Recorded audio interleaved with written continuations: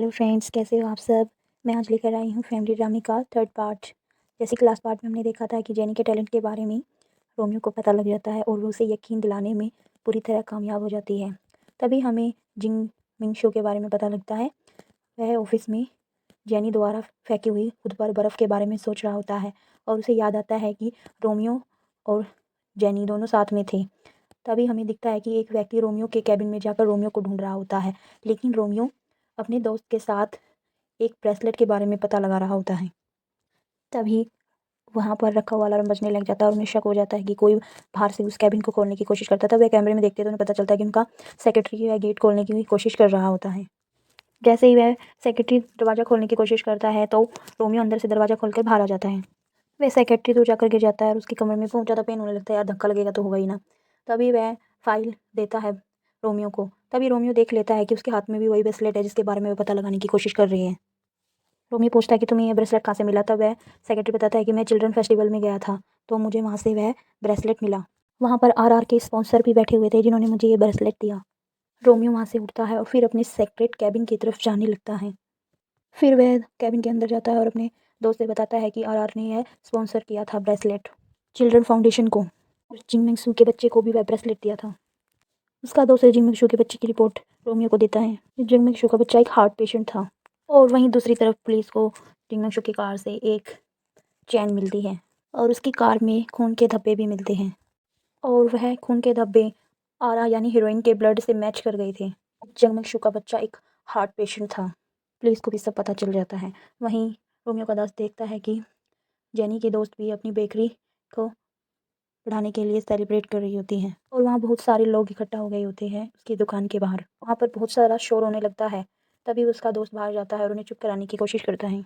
वह जेनी को समझाने की कोशिश करता है कि शोर का मचाओ, लेकिन जेनी नहीं मानती है। वहाँ पर रखा हुआ एक बलून ज़मीन पर गिर जाता है।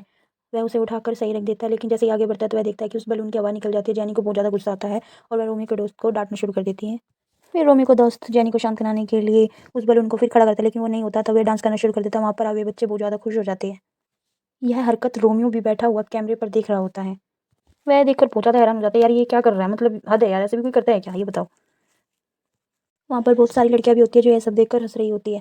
तभी वहाँ पर एक बैठी लड़की के फ़ोन पर मैसेज आता है। उस लड़के का नाम आंशु होता है। उस मैसेज में लिखा था, मैंने उसे पकड़ लिया, तुम जल्दी से पैसे लेकर आ जाओ। यह देखकर वो लड़की खड़ी हो जाती है। जैनी की दोस्त पूछते क्या हुआ। तभी वह आंशु वहाँ से खड़ी होकर भाग जाती है तेज़ी से। वह एक शॉप पर पहुँचती है। वहाँ पर उसकी एक दोस्त बैठी होती है जो कि शॉपिंग करने गई होती है, लेकिन अपना कार्ड भूल जाती है। बस बोलती है कि मेरे दोस्त को माफ़ कर दो प्लीज़। दोस्त दोस्त की मदद करती है यार। शॉप वाला यह देखकर बोलता है कि अगर यह तुम्हारी दोस्त नहीं होती तो मैं इसको कभी माफ़ नहीं करता, नहीं तो मैं पुलिस वाले को बुला रहा होगा। वह अंशु अपनी दोस्त को लेकर बाहर आ जाती है। अंशु बोलती है कि मुझे नहीं पता था कि तुम घर आने वाली हो। अंशु अपने सारे पैसे उस लड़की को दे देती है। क्या तुम अनाथालय में कुछ दिन मेरे साथ गुजार सकती हो। अभी उसकी दोस्त बोलती है कि तुम और मैं बिल्कुल भी एक जैसे नहीं दिखते हैं, ना ही हमारे विचार मिलते हैं। ये कहकर वो वहाँ से चली जाती है। अंशु बहुत ज़्यादा सैड हो जाती है। वहीं दूसरी ओर हमें नज़र आता है कि जेनी ड्रेस वापस लौटाने के लिए रोमियो के घर पर जाती है। वह वहाँ से बाहर आ जाते हैं, लेकिन रोमियो उससे ड्रेस वापस नहीं लेता है। तभी रोमियो का दोस्त बोलता है क्यों ना हम हाउस वर्क की इंक्वायरी के लिए क्यों ना जेनी की मदद ली जाए। जेनी बहुत ज़्यादा खुश हो जाती है कि उसे यार चांस मिल गया। वह तीनों मिलकर हॉस्पिटल में जाते हैं। हॉस्पिटल के अंदर जाने पर रोमियो को वहाँ पर लगी हुई बहुत सारी पेंटिंग दिखती है, जिसमें एक लड़की और एक लड़के की पिक भी होती है।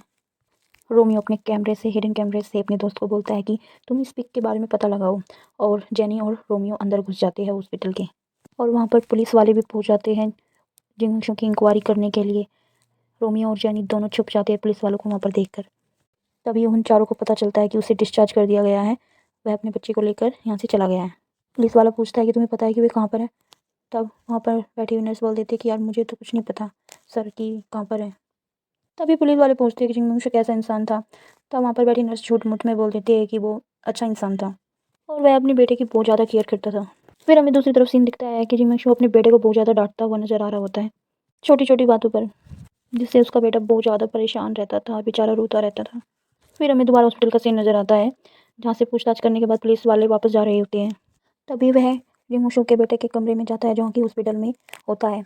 उसके कमरे में उसके बेटे की और एक लड़की की पिक होती है, जिसके बारे में रोमियो अपने दोस्त से बोलता है कि इस लड़की के बारे में पता लगाओ कि ये लड़की कौन है, कि वह और कोई नहीं, वह लड़की आरा है।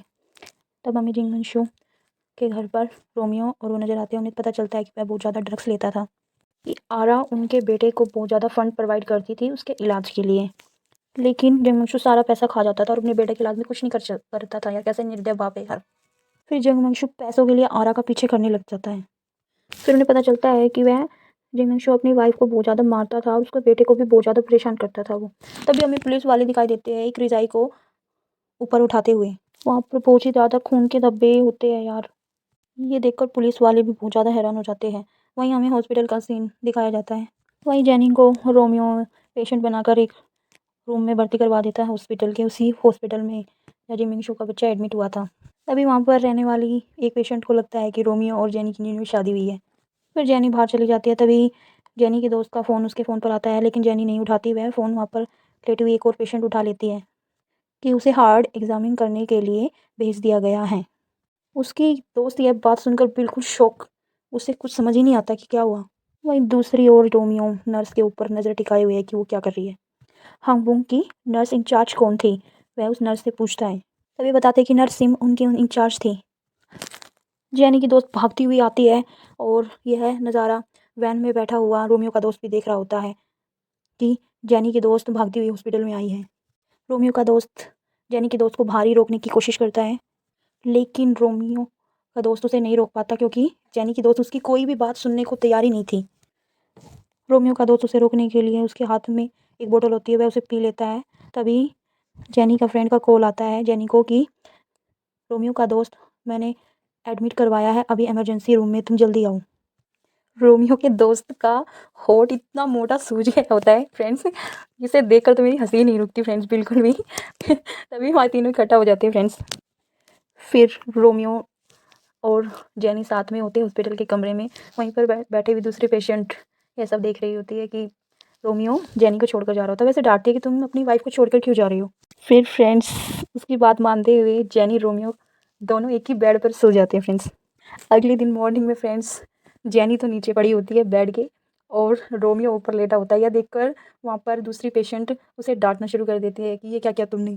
तभी रोमियो जेनी को उठाकर बेड पर लेटा देता है और जेनी के हाथ में दर्द हो रहा होता है। तभी वहाँ पर खाना आता है, लेकिन जेनी के हाथ में बहुत दर्द हो रहा होता है, वह खाना नहीं खा पाती। वहाँ पर लेटी हुई पेशेंट बोलती है कि तुम जेनी को अपने हाथ से खाना खिलाओ। तब रोमियो अपने हाथ से खाना खिलाता है जेनी को। जेनी को बहुत अच्छा लगता है। थोड़ी देर बाद का सीन नज़र आता है, वहाँ पर वही संयुक्ता नाम की नर्स आती है जिसके हाथ में वही छल्ला होता है जो उसने जंगमंशु के बैग पर बंधा हुआ देखा था फ्रेंड्स। वह तुरंत रोमियो को कॉल कर यह सारी बात बता देती है। वहाँ पर रोमियो का सेक्रेटरी भी होता है, रोमियो का पीछा कर रहा होता है। रोमियो से छिपता छिपाता भाग रहा होता है नर्स संयुक्ता को ढूंढने के लिए। वह भागता हुआ आता है और जेनी को गले लगा लेता है। यह नज़ारा सेक्रेटरी भी देख रहा होता है, वह उसे चुप कराकर अपने साथ लेकर जा रहा होता है। तभी उसके सेक्रेटरी को यकीन हो जाता है कि यह रोमियो नहीं है।